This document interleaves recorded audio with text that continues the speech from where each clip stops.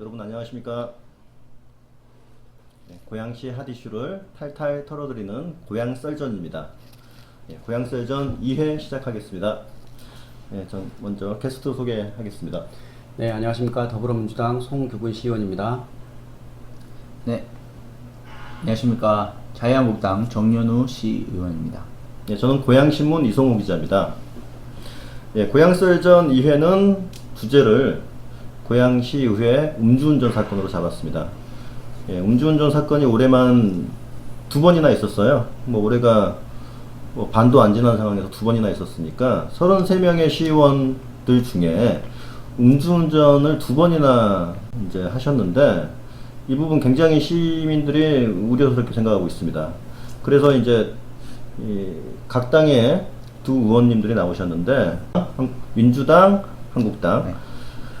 지금 두 의원분들이 그 원내 부대표를 맡고 계셔서 대변인 성격도 있습니다.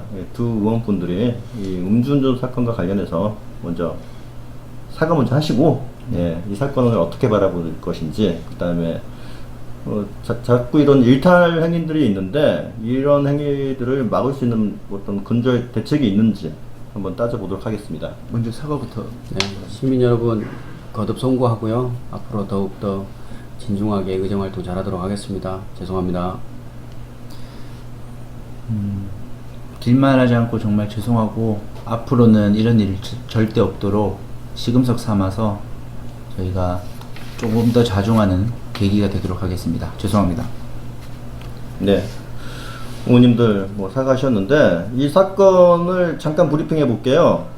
첫 번째 사건은 1월 1일 날 있었어요. 새해 첫날 있었고, 민주당 최우석 의원님이 오후에 아침에 술 드시고 잠을 주무신 다음에 오후에 음주운전 하다가 사고를 내셨어요. 중앙분리대를 이제 들이받았고, 측정해 보니까 이제 면허 취소 요건이었고, 최근에 있었던 일은 한국당 김한규 의원인데 5월 28일 날 있었습니다.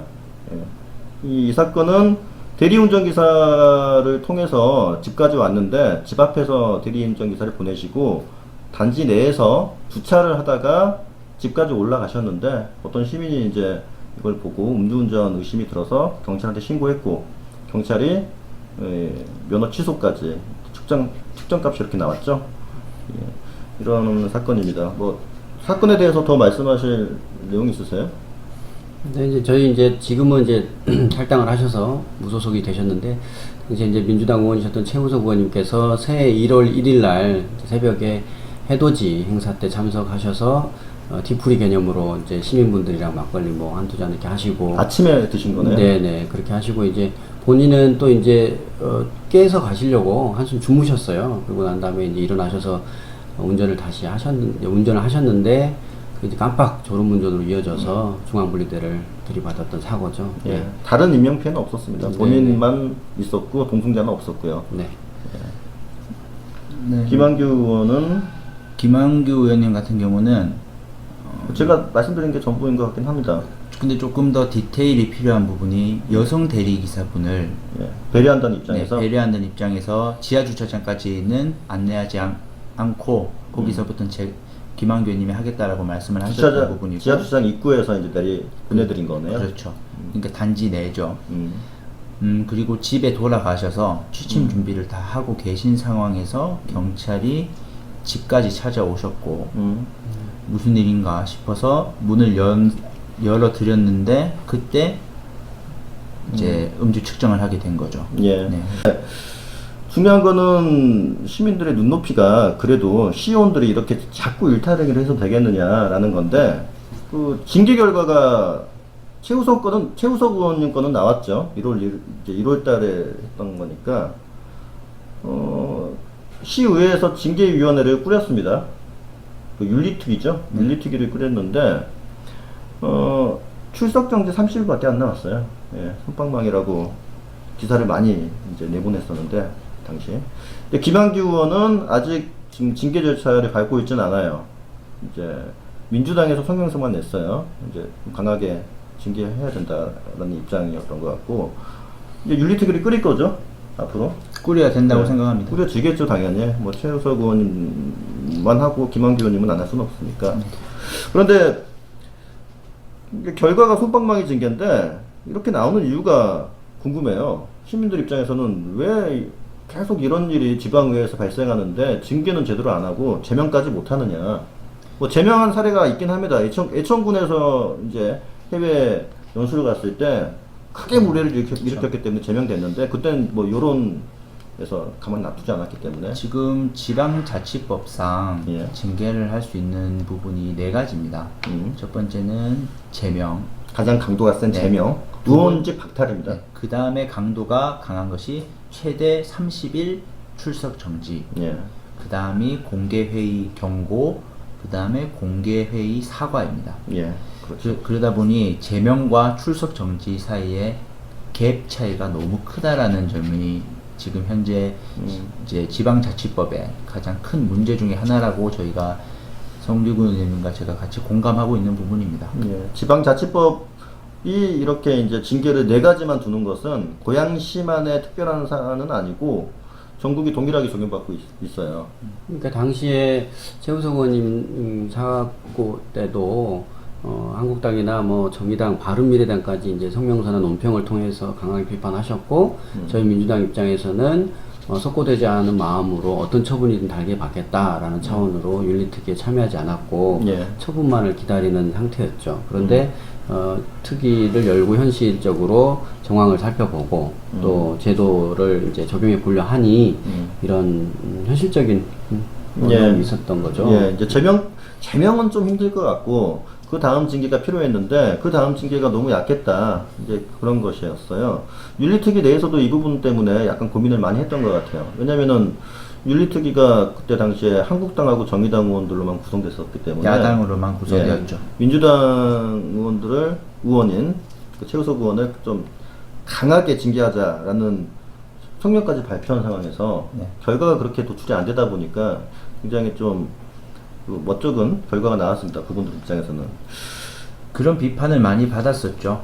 그런데 이제 사안을 꼼꼼히 지켜봤더니 예, 그럴만한 제명까지는 힘들었다. 네, 뭐 그런- 제명까지 갈 사항은 아니었다라는 결론이었고 그 다음 징계를 예, 할 수- 결정하게 된 그런 대신 이제 결과였던 출석 것 같습니다. 정지뿐만 아니고 사과까지 같이 뭐 2개를 한꺼번에 이제 징계를 내린 것 정도 수준이었습니다. 이런 것도 이례적이라고 저는 알고 있습니다. 예, 이례적이었던 것으로도 알고 있어요.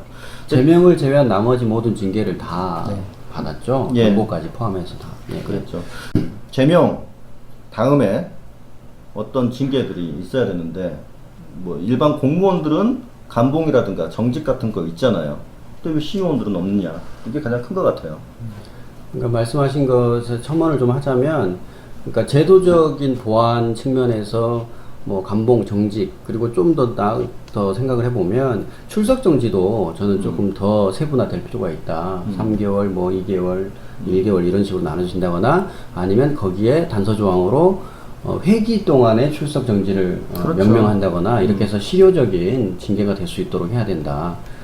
그런 부분들 말씀드리고 싶고, 그리고 그렇다면 이런 현상은 이미 오랫동안 그러니까 존재해 왔고 그것에 대한 보완에 대한 필요성도 공감해 왔는데, 그럼 지방의회는 어떤 노력을 했는가로 이렇게 자문하게 되거든요. 예. 그러면 이번을 교훈 삼아서 우리 고양시 의회 차원에서 직접 당사자들이기도 하기 때문에 저희가 민주당, 뭐 한국당, 정의당 모든 당에서 함께 협업해서 국회에 지방자치법 개정을 요구하는 뭐 촉구안이라든가 이런 부분들에 대해서 좀 실효성 있는 고민할 필요가 있다. 징계안을 집어넣었으면 좋겠다. 네, 시민들의 눈높이에 맞는 지방자치법을 개정해달라고 네. 국회에 촉구를 네네. 저희가 저희들을 단죄하는 처벌 기준을 강화하는 것들을 스스로 한다면 굉장히 고무적인 일이지 않을까라는 생각이 듭니다. 예, 시의회 차원에서 상위법이 적용이 안 되기 때문에 조례도 못 만들잖아요. 네. 저희가 할 수 있는 부분이 없기 때문에 이런 건데, 그래서 국회에다가 요구하겠다. 우리를 더 달게 처분해다, 징계 달라. 물론 이제 그 적용은 국회의원들도 똑같이 적용되겠죠. 맞습니다. 뭐 한국당도 동의하니까. 전적으로 동의하는 부분이고, 제가 아까 조금 사회자분께서 억울한 부분이 두 분 다 있을 거라고 말씀을 하셨지만 저는 억울한 걸 떠나서 이런 공직에 있는 선출직은 좀 냉정하게 봐야 된다라는 생각도 동의를 합니다. 그렇죠. 그러다 보니 이 제도에 담아야 하는 부분인데 저는 민주당 의원님들도 그렇고 저희 한국당 의원님들도 다 동의하는 부분이라고 생각하고 송교근 의원님과 제가 대표 발의해서 꼭 촉구 결의안을 통과시키겠다라는 말씀을 약속을 드립니다. 예, 만약에 촉구 결의안이 정말 통과된다면은 굉장히 전국적인 이슈가 될 수도 있을 것 같아요. 저희를 더 달게 처벌해달라라는 촉구 결의안이기 때문에 어떻게 보면은 그러니까 덧붙여서 저희들 공직자들, 그러니까 선출직 공무원들, 시민의 일꾼으로 선택받은 사람들의 도덕적 수준, 예. 기준을 좀 더 높여야 된다. 높이고 지금 뭐 음주를 하고 난 다음에 자고 일어나서 운전대를 잡는 것, 그리고 단지 내 주차장에서의 운전대를 잡는 행위, 이런 부분들이 시민들 사이에서도 이렇게 많이들 현실적으로 좀 일어나고 있는 일인데 저희 시의원들은 달라야 됐거든요, 사실은. 예. 예, 더 조심해야 되죠. 그래서 그런 부분들에 대한 경종을 좀 울리는 계기도 또 좀 삼고, 그래서 예. 저희들이 반면교사로 삼을 만하다 이렇게 생각합니다. 뭐 어찌됐든 간에 이 일은 잘못된 일이었고 결과적으로 일반 시민들 눈높이에는 전혀 맞지 않은 이제 네. 결과가 나왔습니다. 예. 앞으로 이런 일은 다시 없어야 된다고 보고요. 뭐 촉구 결의안을 발의한다고 하니 굉장히 저는 좋은 의미로 받아들이면 될 것 같아요. 이번 사건을 통해서 이제 변화한 모습을 기대하게 되는데 시의원들의 자질 문제가 계속 거론돼요. 근데 앞으로도 거론될 것 같아요. 어떤 일탈행위들을 했을 때 뭐 이제 이런 식으로 이제 그 제도적인 방안으로 제재할 수 있는 부분은 제재하고 또한 스스로도 당 내에서도 법이 바뀌지 않는다면은 더 강하게 좀 제재를 하고 징계해야 되는 거 아니냐. 그러니까 사실은 저는 이제 뭐 지원이긴 해서 이 말씀을 드리는 것이 아니라 저희들이 이제 풀뿌리 민주주의를 강화하고 지방 분권을 강화하자는 측면에서 지방의회가 존재하지 않습니까? 그런데 이런 지방의원들의 일탈 문제가 불거질 때마다 시민들께서 정치 혐오 그리고 의회 뭐 무용론 이런 것들을 말씀하시는 게 좀 슬픈 일이에요. 그래서 말씀하신 것처럼 자정 노력의 일환으로서 정당 공천제가 폐지되는 것이 현실적으로 어렵다면 당내에서 그리고 전체적인 한국의 어떤 정치 제도 문화의 기틀 아래 당원이나 시민들과 함께하는 자격 검증의 과정 제도가 있어야 된다라는 생각이에요. 그러니까 예를 들면 정책 토론회라든가 정견 발표라든가 그래서 보다 준비된 후보들 의원들이 활동할 수 있도록 제도 마련이 필요하다 이런 생각도 합니다. 또한 이제 징계가 세게 이루어지지 않기 때문에 반복되는 경우도 있는데 반복되는 경향도 있죠. 징계를 의회 차원에서 못하고 지방자치법 내에서 못한다면은 아까 말씀드렸다시피 당내에서 아니면 또 개인적으로 자발적으로 스스로를 좀 내려놓는 뭐 세비 반납이라든가 스스로를 다음 회기 때는 내가 좀 쉬게 참석하지 않겠다, 자숙하겠다 그런 모습을 보여줘야 되지 않겠나 저는 또 그런 생각도 들어요. 자발적 징계 같은 경우는 예. 말 그대로 자발적이다 보니 강제할 수가 없습니다. 예. 그래서 이거는 그 당사자가 되는 의원님께 맡겨야 되는 사실 현실인 것 같아요. 자발적인 것도 있는데 당내 징계도 있을 수 있죠. 당내 징계 같은 경우는 사실 제가 더불어민주당 징계에 대해서 어떤 얘기를 할 수도 없는 부분이고 이거는 우리 각 당에서 취해야 되는 문제죠. 각 당에서 취해야 되는 문제고 지금 현재까지 김한규 의원님에 대해서 징계가 나오지 않은 이유는 아직 민사적 책임, 형사적 책임의 결론이 나지 않은 상황입니다. 결론이 나지 않은 상황을 가지고 징계를 한다는 것도 문제가 있다고 판단을 하고 이 모든 결과가 나오면 당에서 올바른 잣대로 판단을 할 거라고 생각합니다. 저는 이제 좀 선제적으로 먼저 하는 것도 중요하다고 봐요. 결과가 나온 뒤에 좀 사건이 잊혀졌을 때 하는 거는 약간 그 정치적으로 피하는 느낌이 들기도 하거든요. 왜냐하면 정상 참작의 여지가 있을 수 있는 거기 때문에 최우석 의원님 같은 경우도 처음에는 음주 사고라는 팩트 때문에 굉장한 충격을 줬지만 그 내부를 꼼꼼히 들여다보니 정상 참작의 요지가 다분히 있었기 때문에 그 결과가 나왔던 것처럼 예. 김한구 의원님도 이 정상 참작의 여지를 꼼꼼히 들여다볼 필요가 있다라고 저는 생각을 하는 거죠. 그러니까 사실 이번 건에 대해 이제 곧 있으면 이제 다음 회기에서 윤리특위가 이제 구성이 될 것 같아요. 올라갈 예정인데요. 저희 민주당에서 이제 준비하고 있거든요. 그렇게 하는데 다음 회기가 6월 17일부터 네. 네네 하는데 저는 이제 이게 의미가 있는 게 그러니까 주차장 내 음주운전의 범주로 법과 함께 법의 인식과 함께 넣고 그리고 이것을 이제 어떻게 우리가 이것에 대해서 대처하고 처리하느냐는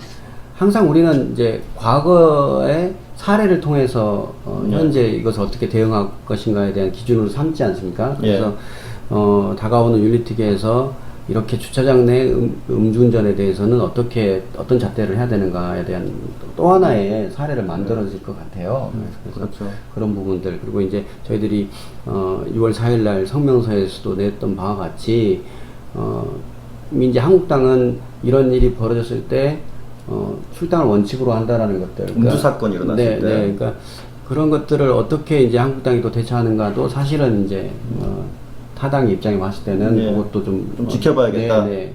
예. 그렇고요. 시민들 입장에서도 마찬가지입니다. 최우석 의원님 사건이 있었고 결과가 좋지 않았기 때문에 징계에 대한 결과가 이 두 번째 사건에 대해서는 어떻게 시의회에서 어떤 결과가 나올지를 주목하고 있어요. 근데 좀 더 세야 되지 않겠느냐라는 거는 맞는 것 같아요. 그러니까 시민들 여론은 그런 것 같아요. 근데 그 강도를 의회에서 정하는 데 있어서 두 번째니까 더 강해야 된다는 논리는 저는 맞지 않은 논리라고 생각합니다. 그래요? 그 사안의 그 아까도 말씀드렸지만 그 정상 참작 요지의 그 디테일을 보고 판단을 해야 되는 거지 감정적인 대응은 시민분들께서 정치인에게 정치적인 질타를 하실 때는 충분히 가능한 것으로 저는 생각합니다만은 의회 내 징계에서 감정적인 대처는 빠져야 된다라는 생각이 저는 이제 시민들의 눈높이를 좀 대변해 드린 거고 그러면은 이 음주운전 사건 뭐 이렇게 좀 결론 짓기로 하고요. 두 분이서 다시 한번 사과하는 것으로 마무리하시죠. 네. 다음 얘기하세요. 저부터 하겠습니다. 최근에 일어났던 일이기 때문에 긴 소름 깔지 않고 다시는 이런 일 없도록 정말 진중하고 또 진중하고 다른 일반 시민보다 더 엄중하게 제 자신을 채찍질하면서 의정활동해 나가겠습니다. 다시 한번 죄송합니다. 네, 시민 여러분 심려 끼쳐드려서 다시 한번 죄송하고요. 이번 일이 이제 이런 일들이 계속 된다고 해서 정치 혐오나 무관심 그리고 지방자치의 근간이 되는 이런 지방의회의 무용론까지 귀결되는 것은 가혹한 부분이라고 생각합니다. 시민 여러분들 계속해서 관심 가져주시고 채찍질 해주셔서 저희들 제대로 된 일꾼으로 계속해서 일할 수 있도록 그렇게 해주십시오. 저희들 하여튼 잘 하겠습니다. 죄송합니다. 이런 사건들이 정치 혐오로 이어지는 건 저도 맞지 않다고 보고요. 앞으로 시민들이 더욱더 시의회에 관심을 가지고 더욱더 시의회는 시정부를 감시하고 시민들은 또 시의회를 감시하는 또 이런 계기가 됐으면 합니다. 여러분 고향설전 2회는 이렇게 마무리하고요. 인사드리겠습니다. 감사합니다. 많은 기대 부탁드립니다. 열심히 하겠습니다. 다시 한번 좋아요와 구독 부탁드립니다. 구독은 사랑입니다. 네. 좋아요는 행복입니다.